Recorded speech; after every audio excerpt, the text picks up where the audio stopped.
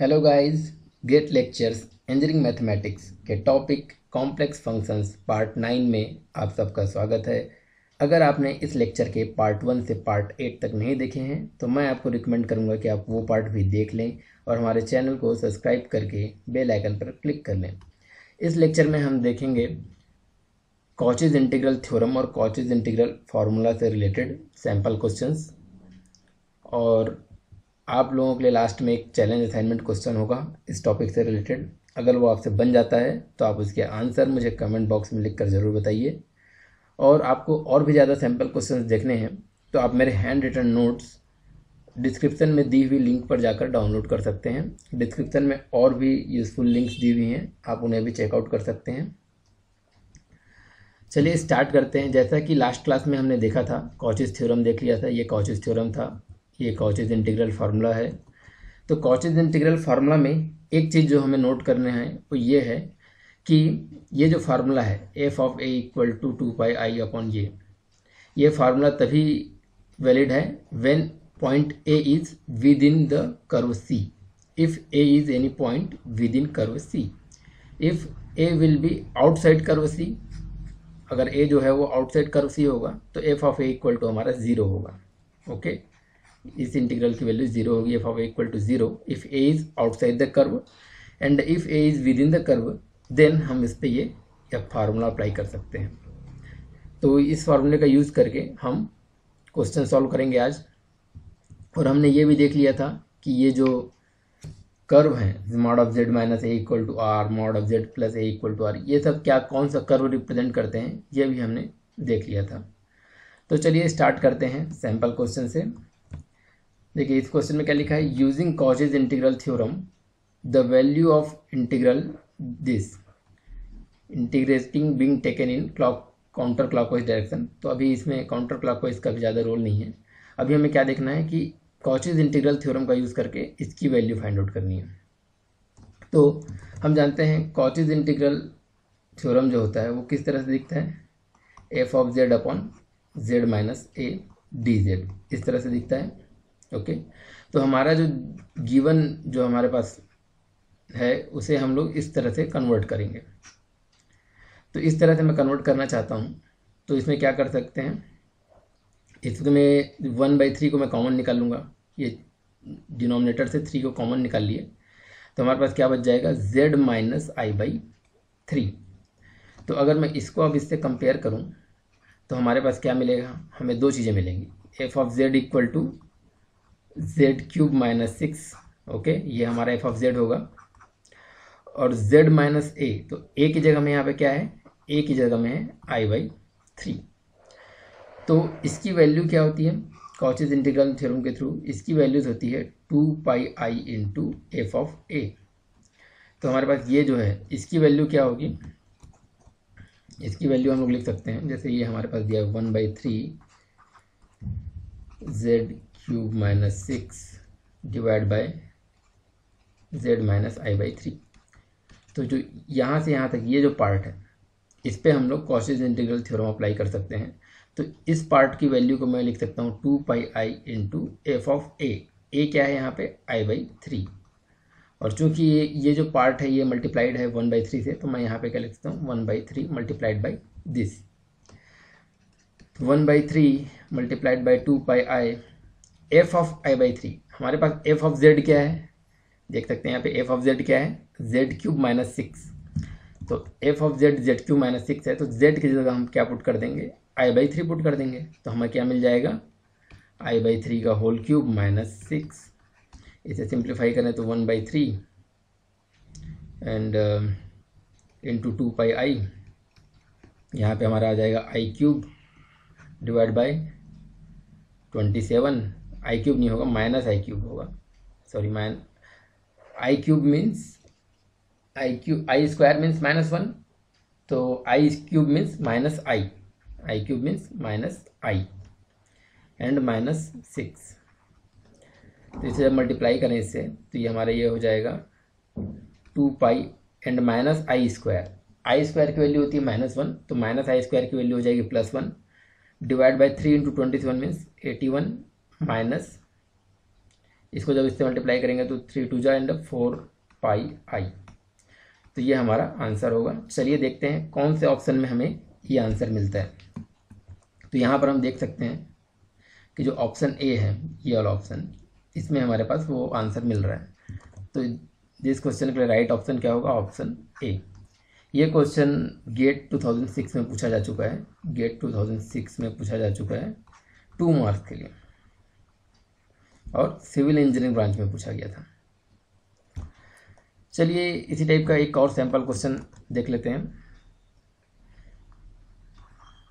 Question 2, by using Cauchy's integral theorem we have to find the value of integral z upon z square minus 3z minus 2 dz। इसकी वैल्यू हमें find out करनी है।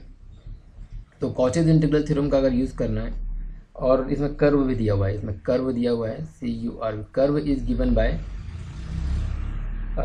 Mod of z minus 2 is equal to 1/2। अब mod of z minus 2 क्या represent कर रहा है?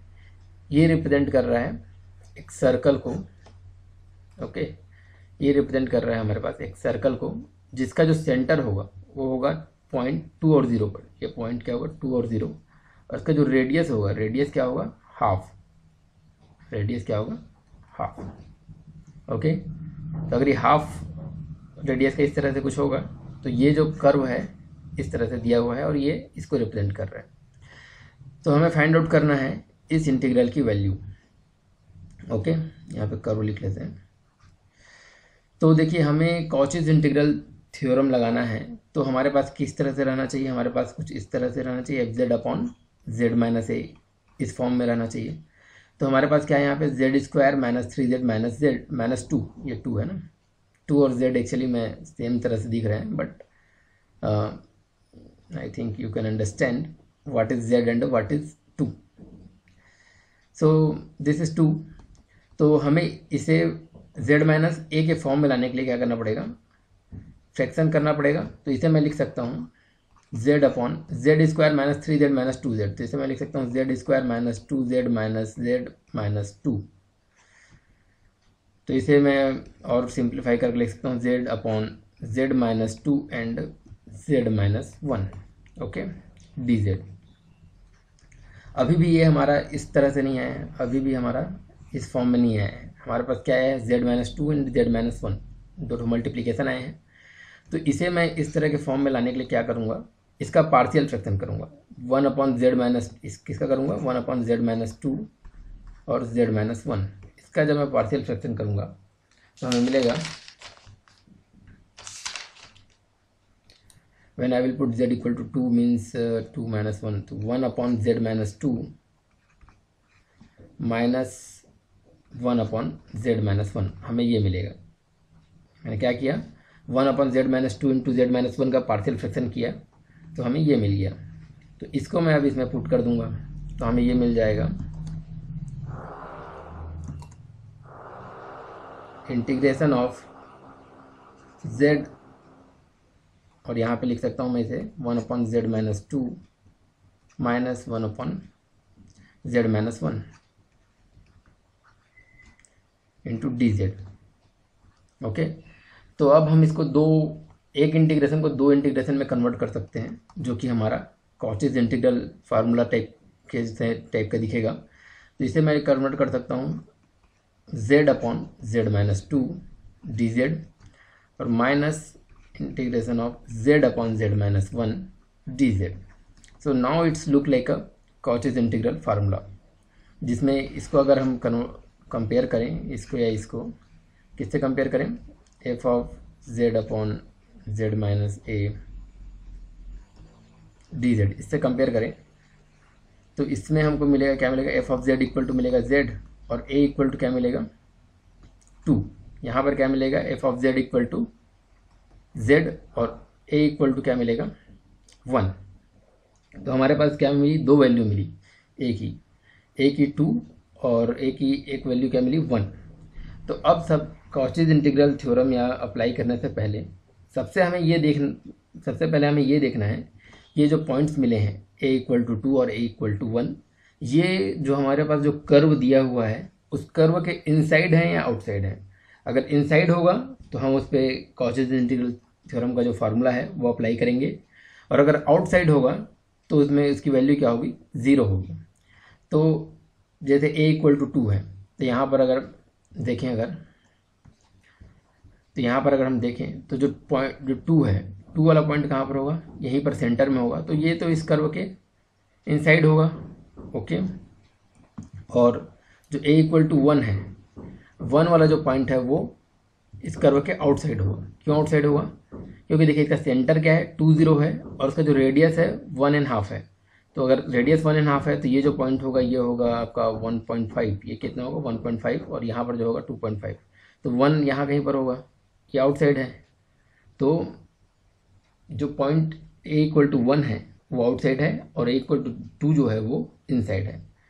इसको हम एक और तरीके से भी निकाल सकते हैं कि क्या इनसाइड है क्या आउटसाइड है। तो तरीका ये है, हमारे पास कर्व क्या दिया हुआ है, mod of z - 2 = 1/2। तो mod of z - 2 दिया हुआ है, तो इसमें z की जगह हम क्या पुट कर दें, mod of z - 2 ये दिया हुआ है ना, तो इसमें z की जगह हम पुट कर देंगे 2 पुट कर देंगे। तो mod of 2 - 2 मीन्स 0। तो 0 is less than 1/2, 0 is less than 1/2। तो ये क्या होगा, इनसाइड कर्व C। अब इसमें mod of z - 2 है, तो इसमें z की जगह क्या पुट कर देंगे हम, a=1 पुट कर देंगे। तो z की जगह 1 पुट करें यहाँ पे, तो 1 - 2 मीन्स -1, और -1 का मॉड क्या होगा, +1। तो +1, तो 1 इज ग्रेटर देन 1/2। हमारे पास कर्व क्या है, mod of z - 2 = 1/2 है। तो हमारे पास एक पॉइंट आया 0, तो 0 इज लेस देन 1/2, तो ये इनसाइड द कर्व होगा। दूसरा पॉइंट आया 1, तो 1 is greater than 1/2, 1 is greater than 1/2, तो ये क्या होगा, हमारा आउटसाइड द कर्व होगा, आउटसाइड कर्व। तो इस केस में क्या होगा, जो ये दूसरा इंटीग्रल है जो कि आउटसाइड है कर्व है, इसकी वैल्यू क्या होगी, 0। और ये जो पहला इंटीग्रल है इसमें हम अप्लाई करेंगे कॉचीज इंटीग्रल थ्योरम, या फिर कॉचीज इंटीग्रल फार्मूला कह सकते हैं। तो इस पर अप्लाई करें अगर हम लोग फार्मूला, तो पहले जो इंटीग्रेशन है उसकी वैल्यू होगी 2πi × f ऑफ a की वैल्यू कितनी है यहाँ पे 2, ओके। और माइनस ये दूसरे इंटीग्रल की वैल्यू तो 0 होगी। तो हमारे पास आ जाएगा 2πi × f of 2। f of z क्या है यहाँ पे, f ऑफ z है z, तो z की जगह में हम क्या पुट कर देंगे 2। z की जगह में जब हम 2 पुट कर देंगे तो हमारे पास फाइनल जो आंसर आएगा वो होगा 4πi। This will be our final answer of this question. तो ये था आपका सैम्पल क्वेश्चन। अगर आपको समझ में आ गए हैं तो आप ये असाइनमेंट क्वेश्चन ज़रूर बनाइए। ये क्वेश्चन भी गेट 2009 में पूछा जा चुका है, और यहाँ पे लिखा नहीं है, बट ये 2 मार्क्स से पूछा गया है। यहाँ पे it is asked for 2 marks and civil engineering branch. तो आप इस क्वेश्चन को ट्राई कीजिए। इसमें भी आपको क्या करना है, इंटीग्रल इसकी वैल्यू फाइंड आउट करनी है। Where C is the close curve given by mod of z = 1। आपको mod of z = 1 दिया हुआ है कर्व। मैंने पिछले क्लास में आपको बता चुका हूँ कि mod of z = 1 क्या शो करता है। ये शो करता है एक सर्कल को जिसका सेंटर होगा 0 0 पर, और इसका रेडियस कितना होगा 1। तो आप जैसे मैंने पिछले क्वेश्चन सॉल्व किए हैं वैसे ही सॉल्व कीजिए, और अगर आपसे बन जाता है तो इसके आंसर मुझे कमेंट बॉक्स में लिख के ज़रूर बताइए। और thanks guys for watching, and you can like my Facebook page, and you can download my hand written notes from the description. और अगर आपकी कोई सजेशन क्वेरी है तो आप हमें कमेंट बॉक्स में लिख कर ज़रूर बताइए। और अगर आपने हमारे चैनल को सब्सक्राइब करके बेल आइकन पर क्लिक नहीं किया है तो ज़रूर कर लीजिए। Thank you guys, thank you so much.